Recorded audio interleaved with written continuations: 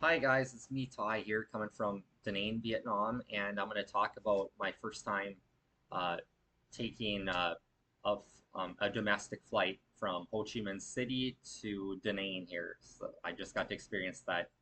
Um, so I bought my ticket through 12goasia.com, and let's see how much was it. It was like $43, but then after they add in all their taxes, it comes out to just under $50. It was like $49 and some cents. And it said that for international travel, if you're going between countries here, you want to arrive 3 hours at the airport ahead of time. And if it's a domestic flight, which I was taking within the country, you want to arrive 2 hours ahead at the airport. And me, with it being my first time, I decided to actually get up 4 hours ahead of time. And I threw on my clothes quick, and I already had my bag packed and everything. And I ran down to the main street and I used the Grab app. And with Grab here, I noticed that rather than actually use your exact location of where you're standing, that it tries to use the nearest business near you, whatever hotel is near you or whatever. So I was on the corner out by the park because I wanted to make sure that he didn't have to drive down like some little alley or something to get to my hostel or anything like that. So I was out there and I typed it in, and instantly it showed up like two different hotels or whatever. So I looked down the street of where this hotel that it gives me the option as is or whatever. So I walked over there and I hit it, and I think within 3 minutes the Grab taxi car showed up, and I believe it was about $5. Yeah, I'm pretty sure it was $5 for the taxi car to take me there, and it's raining, of course, and everything. And he didn't speak English at all, this taxi driver, or whatever. So I didn't think to tell him domestic or international terminal, and I didn't know if it would really matter or not. Well, right at the last minute, the sign it came to the fork in the road where it said international terminal this way, domestic terminal that way. And I I think I did like read the comments section from somebody that they're in separate buildings, the two terminals. So at the last minute, the driver made a decision to take the international terminal, which, as a traveler from another country, I would definitely rather go to the international one because you definitely don't want to miss that expensive flight, a $1,500 flight. Um, and So that's the one that he did. He had said or whatever, and he took me to the international terminal to drop me off. And I asked him, I was like, I'm actually taking a domestic flight or whatever. And he didn't understand a damn word I was saying. He just got out his calculator. This is how much my fare is. So I paid him, thanked him, and I got out. And I went ahead and I walked way to the end of the terminal on the outside or whatever because all the doors were locked going into the building because this was a morning flight. I think the flight took off at, yeah, 6 o'clock in the morning is what time it was going to take off. So I got there, whatever, 3 hours early, 3.5 hours early. And thank God I did get there early because I walked to the end. I couldn't find my anything that said anything about where the domestic terminal is. So then I walked back and I visited with some of the workers, and they're like um, they're like domestic terminal is on G level or whatever for ground floor. So obviously the international terminal is up on like level 3 or level 1, level 2, something like that or whatever. So I hopped in the elevator and I pressed G, so it took me down to ground level. And I talked to another worker, and they're like, yep, when you get to ground level, you're supposed to go out the end of the terminal or whatever, just walk on the sidewalk or whatever.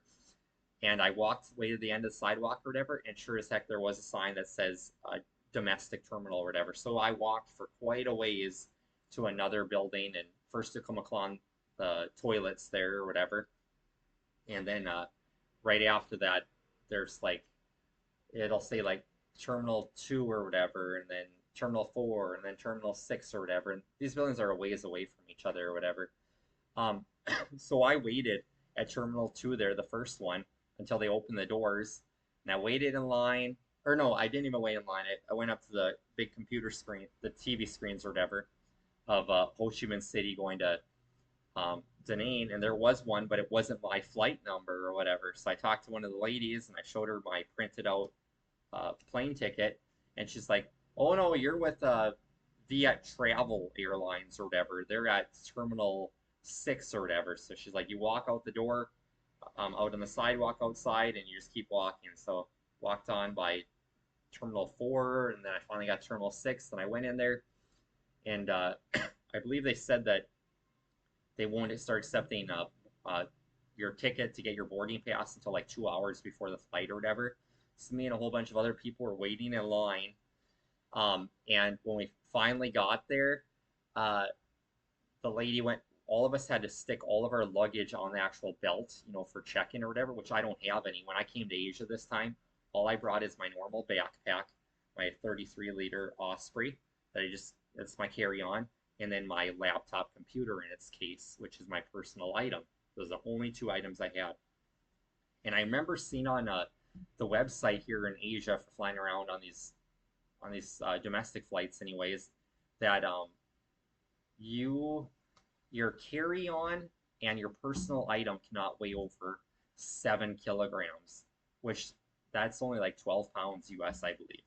So freaking light. And I was like, man, maybe this is bull or whatever. Well, I get up there, and she made all the other passengers, from China or Vietnam, all of them set all their items on the belt or whatever, and most of them were able to carry theirs on. And I set my backpack and my laptop on there, and she's like, "This is over with or whatever." And I was like, "She's like, you're gonna have to buy a different ticket or a ticket for them or whatever." And I was like, "Where do I go or whatever?" And she's like, "You walk back out into the main walkway area." And so I walked out there, and I'd walk a little ways down, and it said Viet Travel on one of them, tickets or whatever. And the lady, since she'd weighed my bags or whatever, she wrote down a little piece of paper, and it said 700,000 Vietnam dong, which is just under $30.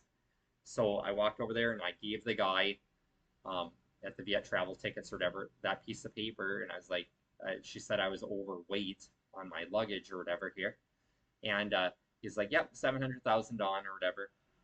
So I pay him that money, and then he went ahead and he gave me another written out piece of paper or whatever to give to the lady. So I had the lady said, when you go to the ticket counter and you come back, make sure you come to me, because there was like three different uh, ticket tellers to check in.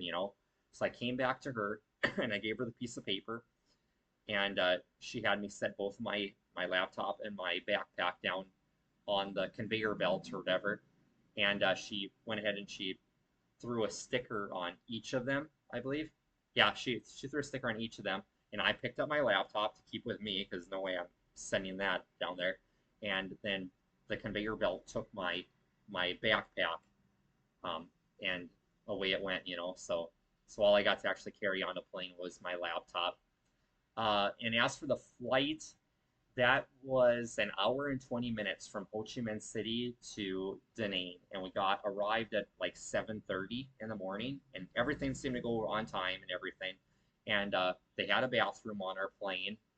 Um, but one thing that I thought was kind of weird on this plane though is like any other flight I've ever been on between countries or even domestic flights in the United States that are only like 45 minutes, they always give you like a drink, a glass of water at least, and like a little thing of pretzels or cookies. They never offered any of that to any of us, so they didn't have anything free there. But I guess, what do you expect for a $49 flight, and then I guess plus another $30 for the um, to pay for my backpack that was overweight or whatever. So yeah, so when I got there, I did not need a SIM card, and I did not need to exchange money because I did all that when I was staying in Ho Chi Minh City. And so I went ahead and what all else did I do? I started looking at the bus app, or trying to find, or no, I started looking at hostels and everything. So I amazingly, on agoda.com, sometimes it'll show up an option for by the beach if you want your hostel near there, and sometimes it doesn't. Well, this time it showed it, and I went to it showed the Cherry Hotel. So when I walked out of the airport, I'd already heard about this um, the airport tax for all the taxi cars or whatever that you got to pay it. So and that can be 10,000 to 15,000 on or whatever. So I went ahead and I walked through the entire parking lot and I got out on the main street, and that's where I went ahead and I typed in for a Grab car, and instantly the Grab bike motorcycle drivers were all over me or whatever, just see me walking there. And I do not negotiate prices with Grab drivers or any taxi driver. I only go through the app in case they say a price and then you get to the destination and they demand double that or whatever. And if you're not willing to pay it, they threaten to kill you like that. Those people I heard about in Cambodia that time that was what $10 is what they agreed to, which was way over the rate. It's only like $3 from the airport to there, and the guy demanded 20, and he followed them in the hotel and threatened to kill them and everything. So yeah, I will never deal with a situation like that. I'll never put myself in a situation like that. So I told the taxi drivers, no, no, no. So then I decided before I was gonna demand my or call for my Grab car, I found like a little restaurant across from the airport or whatever, and I went in there, and it when I typed in Grab, it did not show the actual name of that restaurant or whatever. But I was like, I guess this will have to be close enough. And this darn Grab motorbike taxi driver, he was following me everywhere. I went into a darn restaurant and I was like, no, no, no, I got somebody coming for me. And he was still following me in there. And then when I was typing in for the Grab car, he was looking over my shoulder and he's like, oh, no, no. He's like, I can do it for that price or whatever. And I was like, no, no, this is the way I'm going to do it. So then I walked out to the street and it said that a Kia uh, Kia Accent or whatever, white Kia Accent was going to pick me up, and then it also gave a number on it, which is the license plate number on these cars. That's how you identify your Grab car here in Ho Chi Minh City or Da Nang. And I swear, every Grab car out here that you call for the cheapest one, anyways, which is the one I always go for, it's always a white Hyundai Accent that shows up to pick you up. And sure as heck, within like 1 minute, that car shows up and picked me up, and the taxi driver was really nice and drove me down there. And as we were leaving the area, I thought we were already out of the airport, but actually, it was probably like 2 or 3 blocks down the road that we actually got to the exit booth for the airport, and my Grab taxi driver had to pay the 10,000 Vietnamese ticket to get out of the airport. So, and that's exactly how it worked out. On the app, it said it was going to be 59,000 on, but by the time I got there, it was the 59,000 on, and then he also showed me his ticket that he had to pay the 10,000 to exit the airport, which I witnessed it firsthand that he had to pay that too. Um, so yeah, it went good flying between there. Like I said, just make sure you guys show up um, 3 hours ahead of time rather than 2 hours ahead of time. Because by the time I actually got checked into the airport, uh, I think we only had an hour before our flight took off. So if you had any issues, and like I said, me having to run back and forth and buy a separate ticket for my luggage, um, yeah, you guys could run into a lot of trouble. So treat it like an international flight. So if you guys like this content, like, share, and subscribe, and I will keep kicking out these videos here from Da Nang, Vietnam, and trying to save you guys money, and like I said, showing you guys what it's like coming to Vietnam as a first timer. I've never been to Vietnam in my life, but I've been all over a lot of the rest of Asia. So, all right, take care, you guys.